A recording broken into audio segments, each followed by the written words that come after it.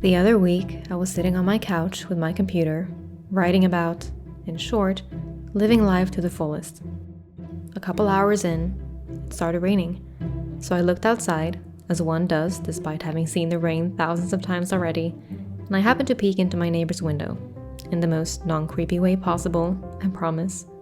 Anyway, she was prepping something in the kitchen. In the window next to hers, a couple, or so it seemed, were laying on the couch watching something on TV. And I thought to myself, what is wrong with just living an ordinary life? I think we've all been there where you are just going about your day only to come across a quote that goes something like, to live life means to travel the world and to buy a house on the moon, or something like that. And you're just like, oh, here I was sitting in my small kitchen with my morning coffee, listening to Harry Potter soundtracks, feeling perfectly content. But I guess I'm not living enough then. There's no shortage of material to be found on how to go big in life and how to live large and how to be bold and how to dream bigger, how to live life to the fullest. What do you think when you hear that phrase? Live life to the fullest. My initial thought, as much as I may not like to admit it, goes to everything that we would describe as epic. Things like swimming with sharks or bungee jumping and going to amazing places and meeting cool people. Just a bunch of awesomeness. And yet it doesn't appeal to me, not really. And it's not that I dislike travel or cool people. Some of my best memories are from some of those things, and I think that one could probably live off the high of having swum with sharks for a pretty long time, and it would definitely make a really cool story. But filling my life with such experiences is not my personal definition of a full life. So why is it then that that's where my mind goes when thinking about living life to the fullest, if that's not what I consider my definition of it? Could it be an underlying desire that I'm suppressing? I'm not sure, and I'm open to find out. What do you think? Personally, part of me think it's the influence of things like social media, tricking me into thinking that I am craving that epic/awesomeness sort of lifestyle. And part of me just blames my nature as a human. We want to seem like we are leading interesting lives and we like to be admired. Think about it. If you could fill your life with a bunch of epicness and awesomeness, but you weren't allowed to share that with anyone, not through photos or videos, or even through telling anyone, how appealing would that be to you? And we also want to live a life worth remembering, and not just remembered by us, but by others as well, once we're gone. And it just doesn't seem like the lives of the ordinary will make the cut. Such lives usually go unnoticed, unworthy of any sort of attention. We don't tell their stories.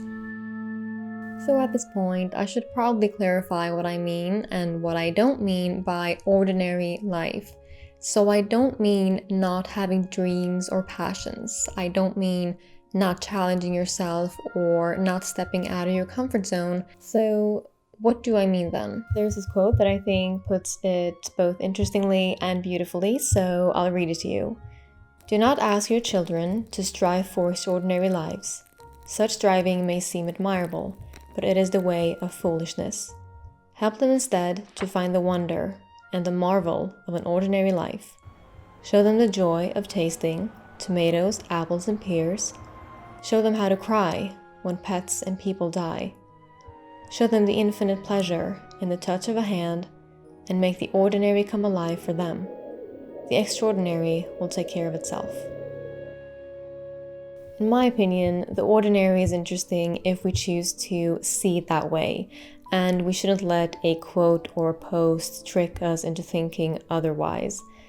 And that's easier said than done, I'm well aware. And here's an example. Whenever I talk about journaling, which is quite a lot, I always get at least a few comments saying something like, I have nothing to journal about, my life isn't very interesting. And fair enough, I'm not here to tell anyone what they should consider interesting or not. But still, I do think to myself, yeah, that's what you think. Write about an everyday thing like getting your groceries. How did you plan for it? What did you get? What is the thought process when picking out tomatoes? Do you pick the ugly ones because you feel sorry for them? How many avocados do you squeeze on average before finding one that you like? And are you secretly judging other people when they squeeze them? Take note of those small decisions and behaviors and thoughts that go through your mind when doing something as ordinary as getting groceries.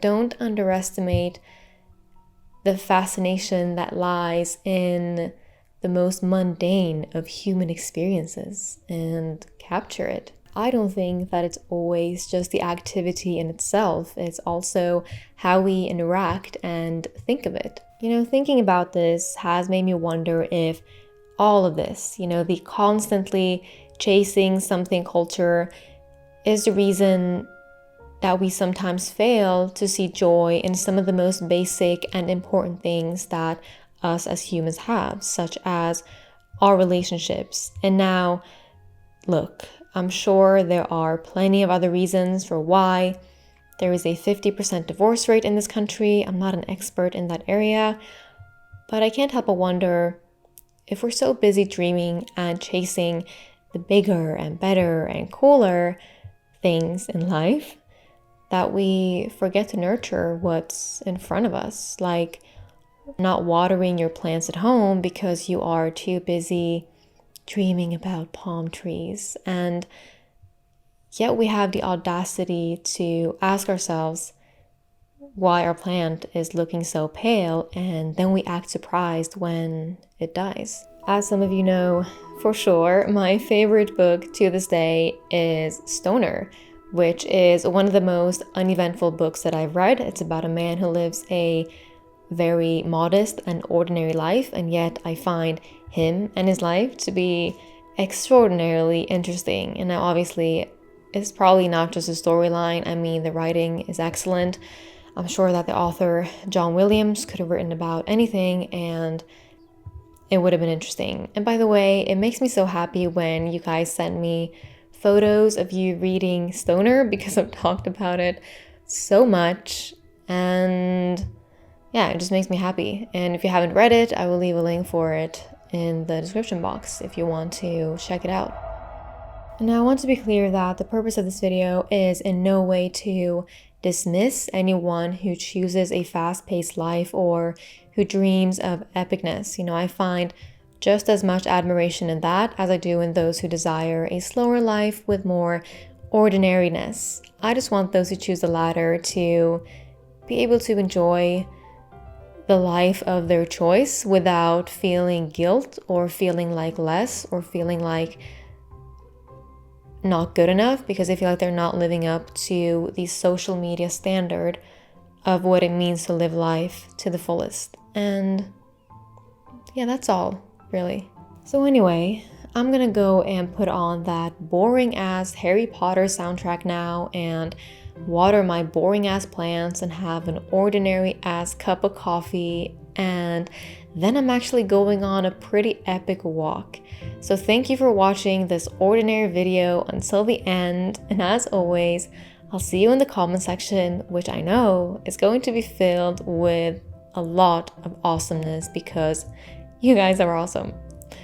All right, bye.